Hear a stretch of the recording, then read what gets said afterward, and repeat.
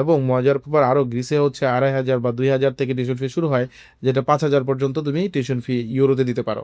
So এটা কিন্তু একটা গুড একটা তোমার ইম্প্যাক্ট ফর অবশ্যই। বাংলাদেশি যারা হুম। হচ্ছে এত অল্প টাকা দিয়ে পড়ালেখা করতে জি। যেতে পারে। গ্রিস নাকি লাটভিয়া, কোন কান্ট্রিটা এখন ভালো পারফরমেন্স দিচ্ছে স্টুডেন্টদের জন্য? পারফরমেন্সের ব্যাপারে যদি তুমি একটু চিন্তা করো, আমি বলবো যে মালটা সবচেয়ে বেশি পারফর্ম করে। বাট এর বাইরে কোনটা, গ্রিস না লাটভিয়া? এক্স্যাক্টলি। কিন্তু যেখানে মাল্টার 85% ভিসা পাচ্ছি বা ভিসা পাওয়া যাবে হয়তো কিছুদিন আরও, সেখানে গ্রিস লাটভিয়ার ধরো তোমার 80-85% অনেক আগে থেকেই চলে। আচ্ছা। ঠিক আছে, এখন প্রশ্ন হচ্ছে তাহলে মানুষ গ্রিস বা লাটভিয়া কেন যাচ্ছে না? হুম। তো আমি তো এইভাবে উত্তরটা দেওয়ার একটা কারণ যে স্টুডেন্টদের এই প্রশ্নটাই হবে যে ভাই তাহলে এতদিন মালটাতেই সব দৌড়াচ্ছে, গ্রিস লাটভিয়া কেন কেন দৌড়াচ্ছে না? যাচ্ছে না?